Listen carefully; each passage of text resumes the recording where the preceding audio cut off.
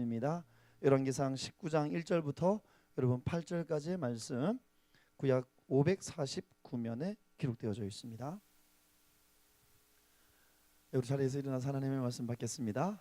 자리에서 일어나서 하나님의 말씀 받습니다. 구약 549면에 열왕기상 19장 1절부터 여러분 8절까지의 말씀, 저와 여러분이 서로 한 절씩 교독하면서 하나님의 말씀을 받겠습니다. 제가 먼저 1절 말씀 읽습니다. 아합이 엘리야가 행한 모든 일과 그가 어떻게 모든 선지자를 칼로 죽였는지를 이세벨에게 말하니,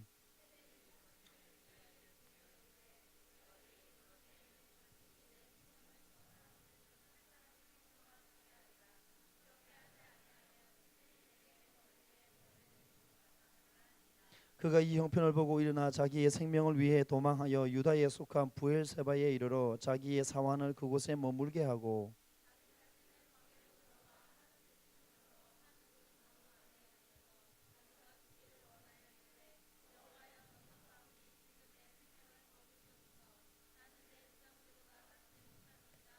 로덴나무 아래에 누워 자더니 천사가 그를 어루만지며 그에게 이르되 일어나서 먹으라 하는지라.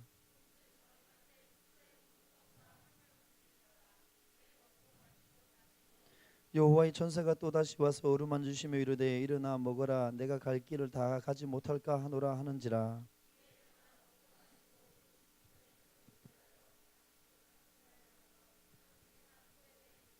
아멘. 자, 한번 따라할까요? 쉼은 또 다른 시작을 위한 마중물이다. 쉼은 또 다른 시작을 위한 마중물이다. 여러분, 우리가 이 시원 한 달 동안 계속 쉼에 대한 말씀을 함께 나누고 있는데, 오늘 두 번째로 열왕기상 19장에 기록되어 있는 이 말씀을 통해서 하나님께서 우리 가운데 주신 쉼의 진정한 의미가 무엇인지 함께 말씀 속에서 하나님의 은혜를 좀 여러분 누릴 수 있는 그런 귀한 시간이 되기 원합니다. 여러분, 오늘 우리가 했던 이 본문의 내용을 보게 되면 삶의 자리 가운데 어떤 문제 가운데 지치고 낙심하여서 쓰러져 있는, 정말 삶의 한계에 다다라서 다시 한 번 더 일어설 힘조차 없는 한 사람 엘리야를 하나님께서 다시 한 번 더 힘을 주시고 회복시켜 주시고 일으키시는 이야기가 오늘 본문 여러분 우리가 읽었던 이 19장의 이야기입니다. 여러분, 성경 말씀을 읽어 내려가다 보면 특별히 여러분 나무 아래서 쉼을 누렸던 사람들의 이야기가 기록되어 있습니다. 오늘 우리가 읽었던 이 본문 말씀에도 보면 엘리야는 여러분 로뎀 나무 아래에서 쉬었다라고 이렇게 기록되어져 있습니다. 신약 성경에 보게 되면 여러분 예수님을 만났던 빌립이라는 사람이 등장합니다. 빌립이 그의 친구 나다나엘에게 찾아가서 이렇게 이야기합니다. 야, 내가 구약에 기록되어져 있는 메시아를 만났어. 예수님을 만났어. 근데 그분이 나사렛 출신이야 라고 이렇게 이야기합니다. 그러면서 친구를 초대합니다. 야, 너도 와서 그분을 좀 만나봤으면 좋겠어. 와서 봐 이렇게 이야기해요. 그때 여러분 나다나엘의 반응이, 야, 무슨 소리야, 나사렛에서 무슨 선한 것이 나겠어? 라고 비아냥거리면서 여러분 마지못해 친구의 초청이니까 마지못해 예수님을 찾아옵니다. 예수님을 찾아오는 이 나다나엘의 모습 보고 나서 예수님께서는 이 나다나엘에게 한마디 하는 거예요. 뭐라고 얘기하냐면, 야, 빌립이 너를 부르기 전에, 빌립이 너를 콜링하기 전에 네가 무화과 나무 아래에서 쉬고 있을 그때부터 내가 너를 보았다라고 이렇게 이야기하고 있어요. 그래서 여러분 신약 성경에서 보게 되면 나다나엘도 여러분 무화과 나무 아래 쉬었던 것을 볼 수 있습니다. 여러분 신앙서적 가운데 굉장히 여러분 좋은 고전 가운데 하나인 여러분 참회록이라는 책을 썼던 아우구스티누스가 그 책을 썼는데, 여러분 아우구스티누스도 보게 되면 참회록 8장에 보게 되면 그가 무화과 나무 아래에서 예수 그리스도를 만나고 무화과 나무 아래 쉬는 가운데 예수님을 인격적으로 만났던 그 사건에 대해서 여러분 기록하고 있습니다. 여러분 성경에 보게 되면 그렇고 우리 믿음의 선배들의 삶의 자리도 보게 되면 나무 아래서 쉼을 쉬다가 예수님을 만나고 나무 아래 쉼을 쉬다가 하나님의 놀라운 은혜를 경험했던 이야기들을 우리는 종종 만나볼 수 있다라는 겁니다. 그 가운데 오늘 대표적으로 여러분 등장하는 이 엘리야는 여러분 로뎀 나무 아래에서 쉼을 쉬었다라는 겁니다. 여러분 하나님은 어떤 하나님이냐면 한번 따라합시다. 하나님은 우리를 쉼의 자리로 이끌어 주시는 분이다. 여러분 우리의 삶이 지쳤을 때, 힘들었을 때 우리의 삶의 상황을 다 아시고 우리로 하여금 쉼의 자리로 초청하시고 쉼의 자리로 인도해 주시는 분이 바로 우리의 좋은 아빠 되신 하나님이다라는 겁니다. 여러분 오늘 본문의 배경은 이렇습니다.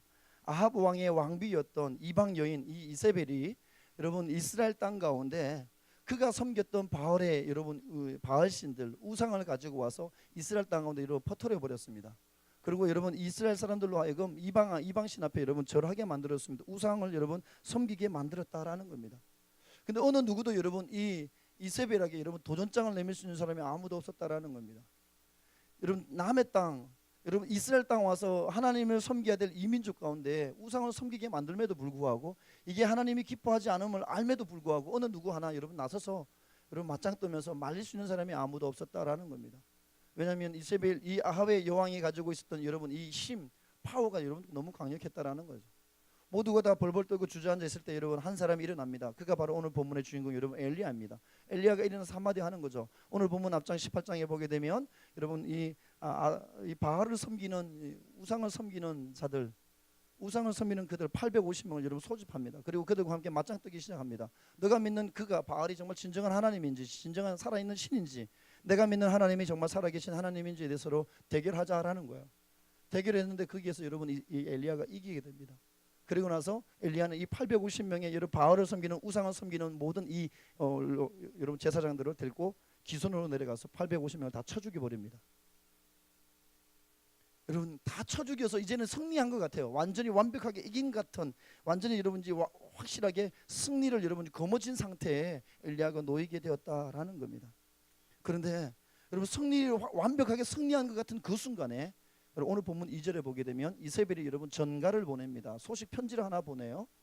엘리야에게 편지를 보냅니다. 내일 이맘때쯤 네가 850명의 목을 쳐서 다 죽였던 것처럼 내가 너의 생명도 너도 그렇게 만들어 버릴 것이다라는 여러분 여러분 최후 통첩에 대한 여러분 다시 말해서 너를 죽이겠다라는 거예요. 암살하겠다라는 겁니다. 이 여러분 편지를 보내게 됩니다. 이 편지를 받자마자 여러분 이 엘리야가 850명과 싸워서 이겼던 여러분 오늘 본문 앞장에서 850명과 싸워서 이겼어요. 그러면서 그가 여러분 850명 다 죽여버렸습니다. 승리했던 이 엘리야가 여러분 한 여자가 보냈던 이 편지 한 통에 벌벌 떨기 시작합니다. 두려움이 찾아오기 시작해요. 그래서 여러분 살기 위하여서 여러분 도망가기 시작합니다. 그래서 여러분 남쪽으로 55km 떨어져 있는 부엘세바라는 그 도시까지 도망을 갑니다. 그러고 나서 그럼에도 불구하고 불안하니까 자기를 쫓아왔던 사환은 여러분 이 부엘세바에 머물게 하고 오늘 말씀해 보면 엘리야는 하룻길을 더 갔다라고 기록되어져 있어요. 하룻길을 더 도망갔다라는 겁니다. 더 도망가서 딱 멈춰서게 됐던 그곳이 뭐였냐면 여러분 광야길 한가운데 있는 로뎀 나무 아래에 엘리야가 머물게 되었다라는 겁니다. 여러분 이 로뎀 나무는 여러분 한 2m, 3m 정도 되는 그런 나무입니다. 근데 이 로뎀 나무는 여러분 이 생명력이 너무 강해서 광야에서도 굉장히 잘 자라는 나무입니다. 잘 죽지 않아요. 그래서 이 광야 한복판에 엘리야가 들어갔는데 그 한복판에 로뎀 나무 한 2, 3m 되는 그 로뎀 나무 아래에서 그 그늘 아래에서 여러분 엘리야가 쉬게 되었다라는 겁니다. 이 로뎀 나무 아래에서 여러분 이 두려움이 엄습해왔던 엘리야, 여러분 조금 전까지만 해서 크게 대성했던 이 엘리야가 하나님 앞에 여러분 탄식하면서 기도하는 겁니다. 하나님, 지금 내가 넉넉하오니 내가 지금 만족하니까 나의 생명을 거두어가 주십시오. 나는 우리의 조상들보다 나는 더 선하지도 않습니다. 더 잘나지도 않습니다. 그냥 지금 만족하니까 내 생명을 거두어가 주십시오라고 이렇게 기도하고 있는 겁니다. 삶의 자리가 너무 힘들어서 여러분 십자가 앞에 나와서 쉽게 말하면 여러분 우리가 기도하는데 이렇게 기도하는 거야. 하나님, 저를 좀 죽여주십시오 이거예요. 그만 살고 싶습니다. 지금까지 내가 살아왔던 것 이걸로 족합니다. 내 생명을 오늘 밤 거두어가 주십시오. 저를 좀 죽여주십시오. 이 기도예요. 여러분 로뎀 나무 아래 와서 엘리야가 그렇게 기도했다라는 겁니다. 여러분 오늘 이 말씀을 통해서 우리가 좀 위로받을 수 있는 건 뭐냐 하면 구약에서 여러분 가장 위대한 사람을 이야기한다 그러면 여러분 두 사람을 꼽습니다. 모세와 엘리야를 이야기해요. 여러분 그런데 보게 되면 이 위대한 사람 엘리야도 여러분 우리와 똑같이 기운이 여러분 쇠잔해지고 낙심하고 절망해서 여러분 죽고 싶습니다. 차라리 내 생명을 거두어가 주십시오라고 하나님 앞에 여러분 탄식하며 통곡하며 기도하는 그런 상황 가운데 던져짐을 당한다라는 겁니다. 여러분 시편에 보게 되면 엘리야뿐만 아니라 여러분 구약에 보게 되면 우리가 볼 때 정말 믿음이 탁월하다라고 이야기하는 믿음의 선배들 가운데 성경의 인물들 가운데 낙심했던 사람들이 얼마나 많이 있는지 모릅니다. 시편에 보게 되면 대표적으로 다윗을 볼 수 있습니다. 다윗이 여러분 낙심에 빠져가서 시편 42편 11절에 이렇게 고백합니다. 내 영혼아 내가 어찌하여 낙심하며 어찌하여 내 속에 불안해하는가. 삶의 자리가 너무 힘드니까 자기 영혼을 향해서 여러분 다윗이 외치는 게 그거예요. 야, 왜 불안해하고 왜 낙심하고 왜 절망하냐 이렇게 이야기하고 있습니다. 신약에 보면 여러분 위대한 복음을 전했던 복음의 사도 바울이 여러분 동일하게 고백합니다. 고린도후서 1장 8절과 9절 말씀에 보면 힘겹도록 심한 고난을 당하여 살 소망이 끊어지고 내가 사형 선고 받은 줄 알았다 이렇게 기록되어 있어요.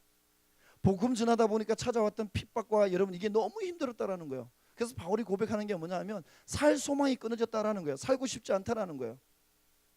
마치 내가 사형 선고받은 사람과 같은 그런 존재가 되었다. 내 삶의 자리가 너무 힘들다라고 이렇게 여러분 이렇게 고백하고 있다라는 겁니다.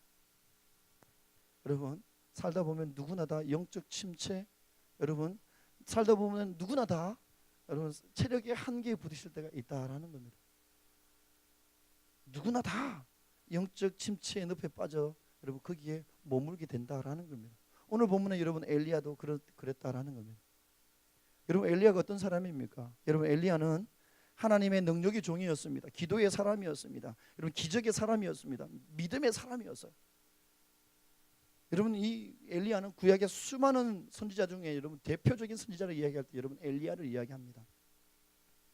예수님이 여러분 제자들을 데리고 베드로와 야고보 요한을 데리고 변화산에 올라갔어요. 그때 여러분 이 세 명의 제자가 환상 중에 여러분 예수님과 함께 모세와 엘리야가 이야기하는 모습을 보게 됩니다. 여러분 그만큼 엘리야는 여러분 구약을 대표하는 인물 가운데 한 사람이었다는 거죠. 구약을 대표하는 선지자 중에 선지자입니다. 여러분 그런데 그가 오늘 본문에 보면 여러분 최고의 밑바닥까지 떨어졌다라는 거죠. 육체적으로 영적으로 가장 밑바닥까지 떨어지게 되었다라는 겁니다.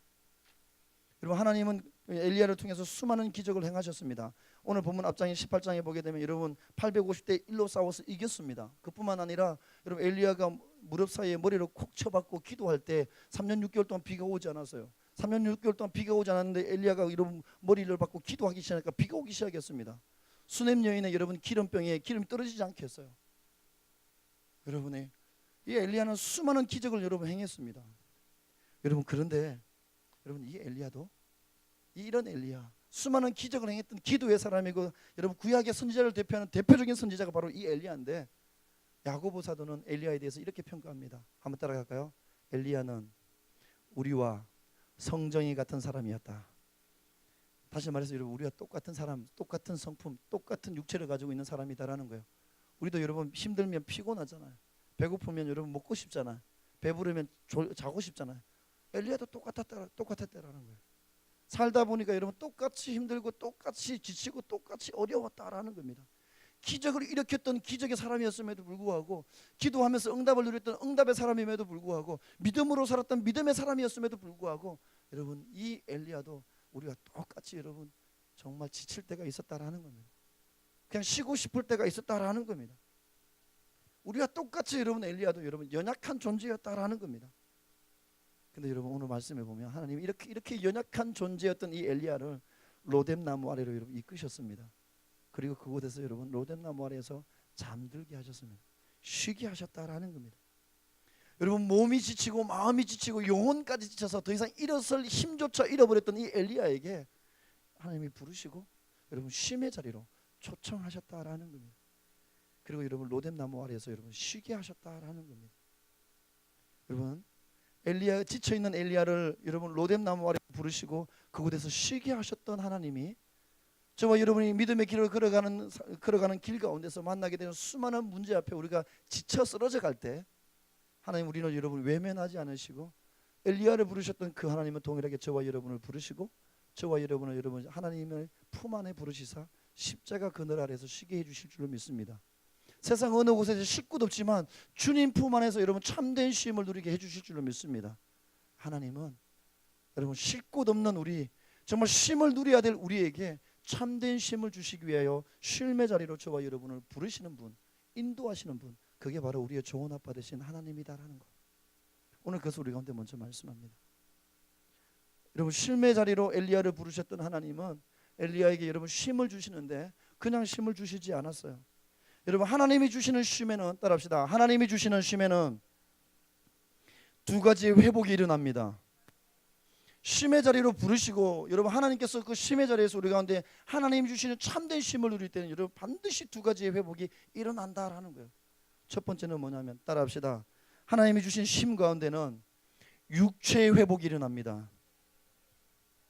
여러분 우리는 종종 지쳤을 때, 탈진하였을 때, 쓰러졌을 때, 내가 힘들 때 그 여러분 힘듦의 그 원인을 심리적인 문제 아니면 정신적인 문제로 우리는 치부할 때가 종종 있어요. 그렇게 생각할 때가 있습니다.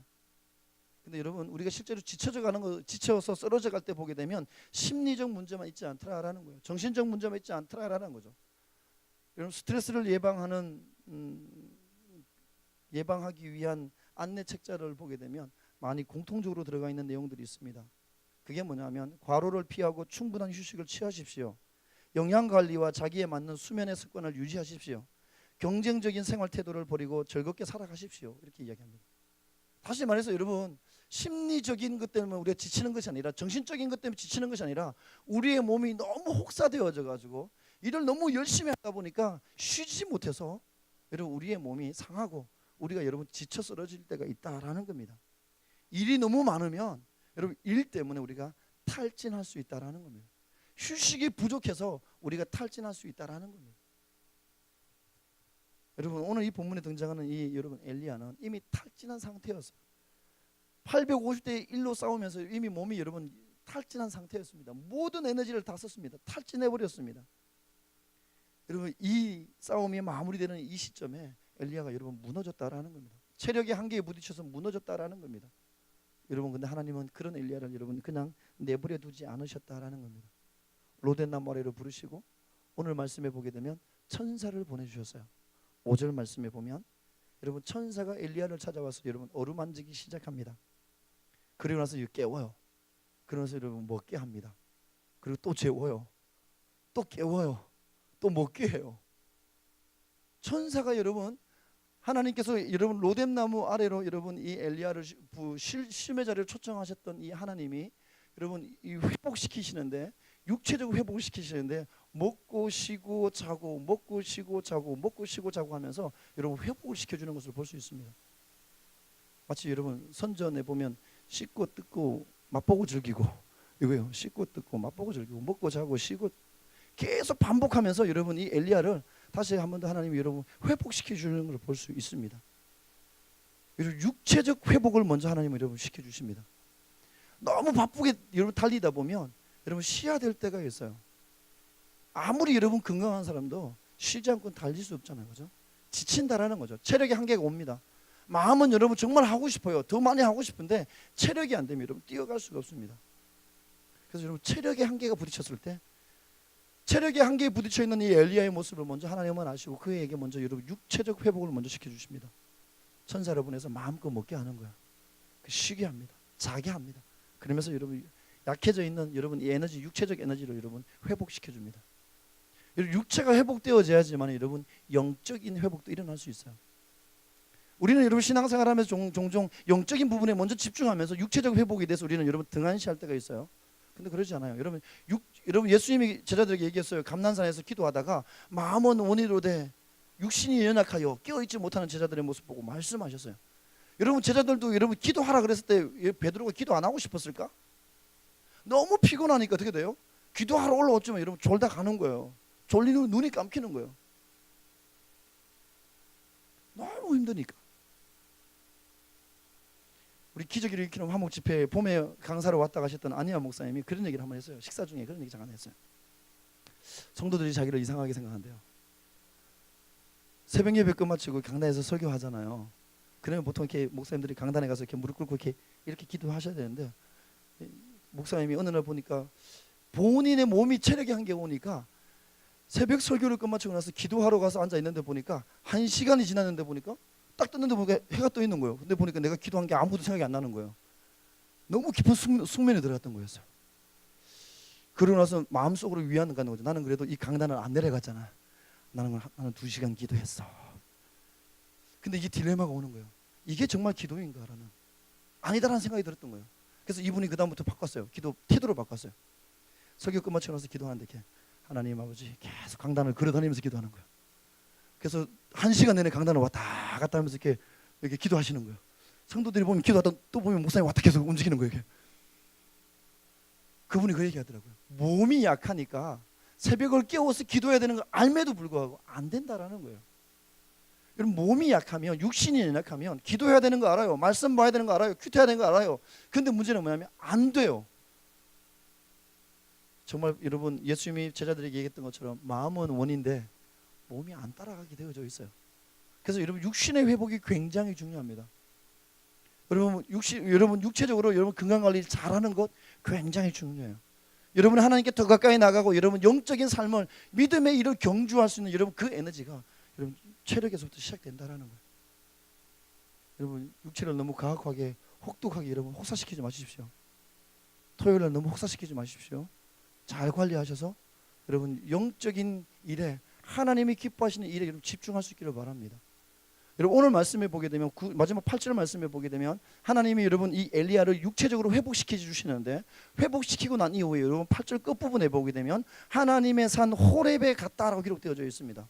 두 번째, 여러분 하나님의 주시는 쉼 아래 거하게 되면 우리 가운데 일어나는 회복은 어떤 회복이냐면, 여러분 따라합시다. 하나님이 주시는 쉼의 자리에서는 영적 교제가 회복됩니다. 육체적 회복뿐만 아니라 여러분 하나님과의 나와의 관계, 여러분 영적인 교제가 여러분 일어나게 되어져 있다라는 겁니다. 여러분, 엘리야로 하여금 여러분 하나님과의 교제가 단절되었던 이 엘리야를 하나님은 다시 한번 더 쉼의 자리로 부르시고 나서 호렙에 가서 달려가게 하고, 육체적으로 회복되니까 호렙산에까지 달려가게 했어요. 40주 40야 달려가고 나서 호렙에서 하나님과의 영적인 관계, 영적인 교제를 여러분 회복시켜 주셨다라는 겁니다. 여러분, 하나님과 교제하는 방법은 두 가지예요. 말씀과 기도예요. 우리가 말씀을 묵상하면서 말씀을 읽으면서 나에게 말씀하시는 하나님의 음성을 들을 수 있습니다. 주일날 설교를 통해서 나에게 말씀하시는 하나님의 음성을 듣지만, 그뿐만 아니라 여러분 일상의 매일매일 삶의 자리에서 여러분의 하나님의 음성을 들을 수 있는 방법은 여러분 큐티하셔야 돼요. 말씀을 먹으셔야 된다는 거죠. 스스로 먹으셔야 돼요. 그래서 그런 얘기를 했어요. 우리는 하나님의 음성을 듣고 싶어요라고 이야기하지만 하나님이 나에게 음성을 돌려주지 않는다라고 이렇게 이야기를 많이 해요. 그죠?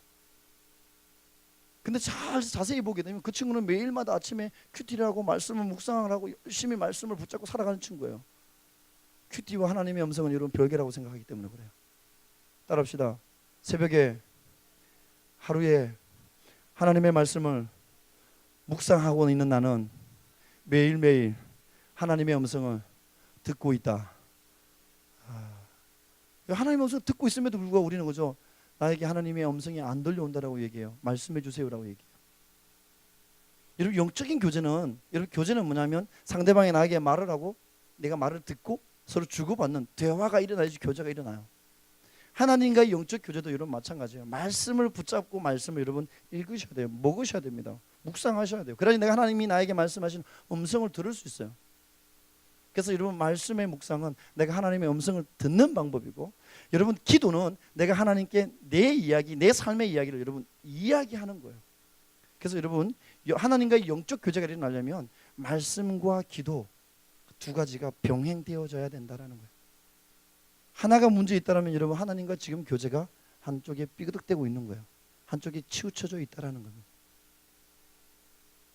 여러분 오늘 우리가 읽지는 않았어요. 그러나 본문 뒷부분에 보게 되면 여러분 하나님과 이 엘리야가 여러분 이 교제가 회복된 것을 볼 수 있습니다. 여러분 근데 문제는 뭐냐면 엘리야가 여러분 하나님과의 교제가 단절되게 되니까 여러분 조급한 마음이 일어나기 시작했어요. 하나님과의 교제가, 영적인 교제가 단절되면 우리 가운데 찾아오는 것은 뭐냐면 조급함이 찾아옵니다. 850대 1로 이겼어요. 그리고 나서 여러분 오늘 본문 2절에 이세벨이 이렇게 얘기했어요. 야, 내일 내가 이 850명과 똑같이 너를 없애버리겠다라고 얘기했어요. 그러니까 어떻게 됐냐면 엘리야가 바로 일어나서 부엘세바로 도망갔어요. 그리고 사환은 놔두고 혼자 더 하룻길 더 들어갔다고 성경 이야기해요. 오늘 본문 이야기예요. 근데 여러분 그 전에 엘리야는 여러분 움직일 때 하나님의 물었어요. 하나님의 뜻을 물었어요. 하나님의 말씀을 들었어요. 그리고 반응했어요. 내 생각이 아니라 하나님이 말씀하시면 움직였다라는 거예요. 근데 오늘 말씀 19장의 엘리야는 여러분 앞부분에 어떻게 했냐면 하나님의 음성을 듣지 않았어요. 묻지 않았어요. 상황이 지금 시급해요. 내가 이대로 있으면 내일 내가 죽을 것 같아요. 어떻게 되죠? 조급하니까 기도하지 않아요. 어떻게 되죠? 그냥 자기의 생각대로 움직이는 거예요. 일단 도망가는 거예요. 그리고 나서 도망가면서 이게 하나님의 뜻이다라고 생각해요. 여러분, 영적 침체가 빠지면 하나님과의 교제가 단절됩니다. 기도가 안 되면 여러분 말씀을 묵상하지 않으면 어떤 문제가 생기냐면 조급함 때문에 내가 여러분 섣부른 결정을 하게 되어져요. 하나님이 원하시는 뜻이 아님에도 불구하고 하나님의 뜻이다라고 우리가 스스로 그렇게 여러분 생각하면서 내 생각을 하나님의 뜻을 포장해버리고 위안 삼으면서 그 길을 계속 고집하며 가게 되어져 있습니다. 그러면 여러분 하나님과의 관계는 더 멀어집니다. 그래서 여러분 우리 마음 가운데 어떤 결정을 하고 어떤 선택을 해야 될 때 조급함의 마음이 여러분 밀려올 때 스탑하셔야 돼요. 여러분 조급함 때문에 결정했던 모든 것들은 하나님의 뜻과 전혀 다른 것을 여러분 결정하게 됩니다. 엘리야가 그랬거든요. 조급함 때문에 하나님과의 관계가 깨어져서 조급함 때문에 자기의 생각대로 결정했던 이 엘리야, 하나님이 다시 한 번 더 여러분 쉼의 자리에서 회복시키시는데 하나님과의 영적 교제를 회복시킵니다. 오늘 우리가 읽지는 않았습니다. 본문에 읽지는 않았지만 9절 말씀에 보게 되면 엘리야가 그곳 굴에 들어가 거기에 머물더니 여호와의 말씀이 그에게 임하여 이르시되 엘리야야 내가 어찌하여 여기 있느냐. 10절 말씀 그가 대답하되 하나님의 말씀이 이런 9절에 엘리야에게 들려왔어요. 10절에 엘리야의 반응이에요. 하나님의 말씀에 엘리야가 이런 반응하는 거예요. 야 네가 왜 여기 있냐라는 이 질문에 엘리야가 여러분 대답하고 있는 겁니다. 하나님과 대화가 다시 한 번 더 회복되어졌습니다. 하나님과의 영적 교제가 여러분 다시 한 번 더 9절 10절에 보면 회복되었던 것을 여러분 볼 수 있습니다. 여러분 영적인 교제가 회복되었다는 것은 뭐냐 하면 나와 하나님과의 사이가 가까워졌다라는 겁니다. 신앙생활 하다 보면 종종 우리는 그런 생각 들지 않습니까? 하나님과 나와의 관계가 굉장히 멀어진 것 같아요. 그럴 때 있지 않습니까? 왠지 모르게 나 혼자 도태되는 것 같고 신앙적으로도 침체가 와가지고 하나님이 안 살아계신 것 같고 내가 구원받았는지 안 받았는지 아리송하면서 이럴 때 그죠? 신천지가 와서 질문하면 넘어지는 거죠, 그죠? 구원의 확신이 없는 거예요. 그러면서 난 구원 안 받은 것 같아요. 여러분 하나님과의 관계가 멀어지게 되면 우리 가운데 여러분 이런 수많은 의심의 마음들이 일어나게 되어져 있습니다. 근데 오늘 하나님은 여러분 엘리야를 부르시고 심의 자리에서 이걸 다시 한 번 더 회복시킵니다. 하나님과의 교제, 영적 교제를 회복시켜 줍니다. 다시 한 번 더 여러분 하나님의 말씀을 듣고 하나님의 음성에 반응할 수 있는 그런 엘리야, 하나님과 영적인 친밀함의 그 자리로 여러분 엘리야를 다시 한 번 더 부르시고 일으키시는 것을 여러분 볼 수 있습니다. 목동 출신이었던 목사님 한 분, 필립 켈러라는 목사님이 계셔요. 그분이 쓴 책 가운데 양과 목자라는 책이 있습니다. 그 책에 보면 이 켈러라는 목사님이 이렇게 소개합니다. 내가 예전에 목동이었을 때 양을 키웠을 때 그때 일을 이야기합니다. 여러분 양들은 몸의 무게중심을 잘 못 잡기 때문에 막 가다가 뒤집어져 버린대요. 이게 여러분 몸이 약한 양들도 뒤집어지고 건강한 양들은 더 열심히 달려가다가 뒤집어진대요. 그래서 목동이 해야 되는 것은 뭐냐면 뒤집어진 양은 딱 뒤집어지면 네 발을 하늘에 딱 들고 나면 혼자 스스로 절대 못 일어난대요. 목동에 가서 해야 되는 것은 이렇게 굴려가지고 이렇게 해주는 거예요. 그러고 나서 막 마사지 해줘야 된답니다. 뒤집어졌기 때문에 혈액순환이 안 됐잖아요. 막 마사지 해주고 혈액순환을 막 잘 되게 해주고 그러고 좀 이렇게 해줘야지만이 막 정신 차려서 이제 움직인다라는 거예요. 그때 여러분 이 목동이 하는 건 뭐냐면 뒤집어진 양을 여러분 이렇게 해주고 마사지를 해주고 나서 말을 해준답니다. 야 왜 그랬어? 내 말 들으랬지. 네가 내 말 안 듣고 네 휘파람 소리 안 듣고 옆집에 차가운 목동에 휘파람 소리 들으니까 네가 넘어진 거야. 왜 그랬어? 네 휘파람 소리는 이거야. 막 이렇게 설명해 준 거야. 조심했어야지. 나 따라왔으면 되는데 왜 혼자 도전 정신 가지고 가다가 왜 뒤집어졌어? 그러지 마. 계속 이야기해 준답니다. 그러면 양이 반응한대요. 다 듣고 나서 그 목동의 말에 반응하는 거죠. 네. 울음소리로 반응한대요. 여러분 이게 뭐냐면 그러면서 여러분 양과 목동이 여러분 다시 한번 더 친밀감이 회복되는 겁니다. 하나님과 우리의 관계도 여러분 마찬가지다라는 거예요. 우리도 쓰러질 수 있어요. 넘어질 수 있습니다. 살다 보면 뒤집어질 수 있어요. 뒤집어지는 일이 얼마나 많아요. 속이 뒤집어지는 일들, 삶이 뒤집어지는 일들 얼마나 많습니까? 생각이 뒤집어지는 일들, 쉽게 말하면 뚜껑 열리는 일들이 얼마나 많아요. 근데 여러분 하나님이 그 뒤집어진 우리를 다시 한번 더 일으키시고, 우리의 선한 목자 되신 하나님이 다시 한번 더 여러분 우리를 일으켜 주시고, 다시 한번 더 위로해 주시고, 그러면서 말씀해 주시고, 다시 한번 우리를 일으켜 주신다라는 거죠. 하나님 그래서 여러분 지쳐있는 우리에게, 영적 침체에 빠져있는 우리를 여러분 쉴매 자리로 이끄셔서 영적 회복까지 일으켜 주시는 분, 그게 바로 여러분 하나님이 주시는 진정한 쉼이다라는 겁니다. 그래서 하나님이 주시는 쉼에는 여러분 두 가지 회복이 있습니다. 육체적 회복과 영적 하나님과의 교제가 회복됩니다. 여러분 쉼의 자리에 올라오신 여러분 축복합니다. 근데 하나님이 그냥 쉼만 주셨을까? 그러지 않아요. 한번 더 따라합시다. 하나님이 주시는 쉼에는, 하나님 주시는 쉼의 자리에는 우리에게 또 다른 사명을 주신다. 오늘 엘리야를 여러분 넘어졌고 지쳐있는 이 엘리야 육체적으로 회복시켜줬어요. 영적으로 회복시켜줬어요. 그러고 나니 하나님은 여러분 엘리야에게 또 다른 사명을 주십니다. 또 다른 일을 여러분 시작하게 하신다라는 겁니다. 오늘 우리 본문은 읽지는 않았지만 여러분 뒷부분 13절 말씀에 보면 엘리야야 엘리야야 내가 어찌하여 여기 있느냐라고 이렇게 말씀하시면서 다시 한번 엘리야의 여러분 사명을 깨닫게 해주시는 말씀입니다. 야, 너의 삶에 네 삶에 사명이 있는데 왜 그냥 여기 머물러 있느냐라는 거예요. 왜 가만히 있느냐라는 겁니다. 여러분 그러면서 15절 이하의 말씀에 보게 되면 하나님이 엘리야에게 또 다른 사명을 주십니다. 아합과 이세벨이 지금은 득세하여서 나라를 막 망치고 해치고 있지만 하나님이 여러분 이 아합과 이세벨을 없애버리고 다시 한번 더 이스라엘 백성들을 세우려고 하는, 이스라엘 백성을 회복시키려고 하는 하나님의 계획이 있다라는 거예요. 그래서 여러분 엘리야에게 여러분 사명을 주십니다. 또 다른 사명을 주셔요. 엘리야에게 주신 새로운 사명이 여러분 15절부터 17절 말씀입니다. 거기에 보면 여러분 세 사람이 등장합니다. 아람 왕 하사엘과 북이스라엘 왕 에후, 엘리야의 후계자가 될 엘리사가 등장합니다. 하나님은 여러분 북이스라엘을 심판할 심판의 도구로 이 세 사람을 들어서 사용하시려고 했다라는 겁니다. 하사엘과 에후와 엘리사를 통해서 하나님은 북이스라엘을 심판하려고 계획하고 계셨다라는 겁니다.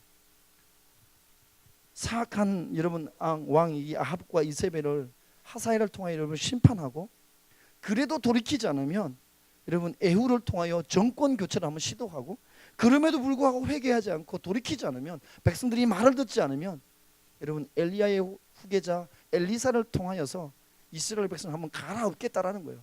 그래서 다시 한번 하나님이 살리시고 회복시키시기 위한 그런 계획을 가지고 계셨어요. 그래서 하나님이 여러분 엘리야에게 주셨던 사명은 뭐였냐면, 너는 지금 가서 하사엘과 에후와 엘리사에게 기름을 부으라라고 말씀했어요. 그래서 여러분 새로운 사명을 받았던 이 엘리야는 여러분 사명 완수하기 위하여서 그 자리에 머물러 있지 않았어요. 회복된 쉼의 자리에 머물러 앉아 있지 않았다라는 겁니다. 일어나서 여러분 그 사명을 감당하기 위해서 여러분 출발합니다. 그리고 열심히 여러분 하나님이 주셨던 그 사명을 다 감당해요. 완수하고 난 이후에 열왕기하 2장 말씀에 보면 모든 사명을 완수하고 나서 여러분 이 엘리야가 하늘로 올라가게 됩니다. 그래서 여러분 구약 성경에 보게 되면 에녹과 같이 이 땅의 삶을 사는 동안 죽음을 맛보지 않고 하나님 나라에 여러분 들림 받았던 사람 두 사람이 등장하는데, 그 중에 하나가 오늘 본문의 주인공 엘리야였다라는 겁니다.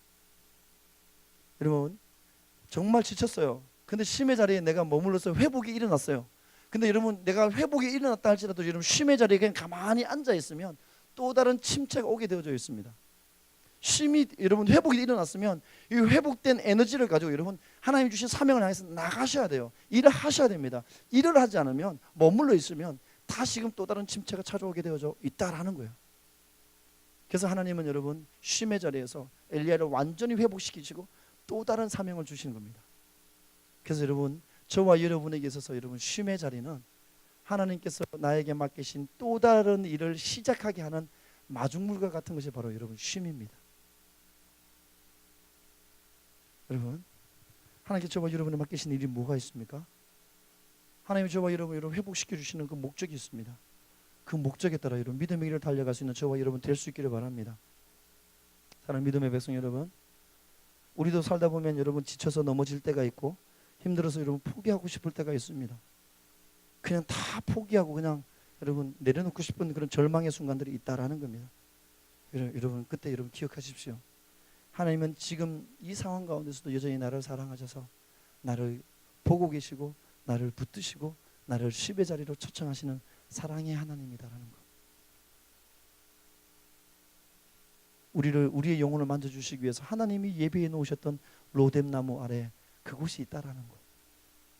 여러분 이 시대 믿음의 길을 걷고 있는 저와 여러분에게서 로뎀나무가 어디겠습니까? 로뎀나무 아래가 여러분 어디겠습니까? 바로 여러분 교회입니다. 일주일 열심히 삶을 살다가 우리가 지치고 쓰러질 때가 있지만 여러분 주의 날 예배의 시간 올라와서 예배하는 이 시간 하나님이 회복과 하나님 주시는 참된 쉼 우리가 맛보게 될 줄로 믿습니다. 여러분 그래서 교회는 쉼의 자리입니다. 하나님 주시는 여러분 쉼을 맛볼 수 있는 여러분 로뎀나무 아래와 같은 곳이 바로 여러분 교회입니다. 매 주일 예배 가운데서 여러분 이런 쉼을 누리시고 그리고 여러분 쉼을 누리는 가운데 여러분 회복되었던 육체적 여러분 이 회복 영적 회복 가지고 하나님 주신 그 사명 붙잡고 여러분 삶의 자리에서 여러분 정말 복음 따라 삶을 살아가며 하나님 나라 확장을 위해 헌신할 수 있는 하나님의 사람들 정말 내가 살아가는 삶의 자리에서 여러분 그리스도인으로서 선한 영향력을 흘러보낼 수 있는 소금과 같은 사람 빛과 같은 사람이 저와 여러분 될 수 있기를 바랍니다. 하나님이 여러분 그래서 엘리야에게 쉼을 주셨습니다. 그 일을 감당하라고. 그 일을 감당하는 사람이 저와 여러분 될 수 있기를 바랍니다. 할렐루야. 우리 같이 한번 기도하며 나갈까요? 여러분은 어떤 게 가장 힘듭니까? 여러분 삶의 자리에 어떤 게 가장 여러분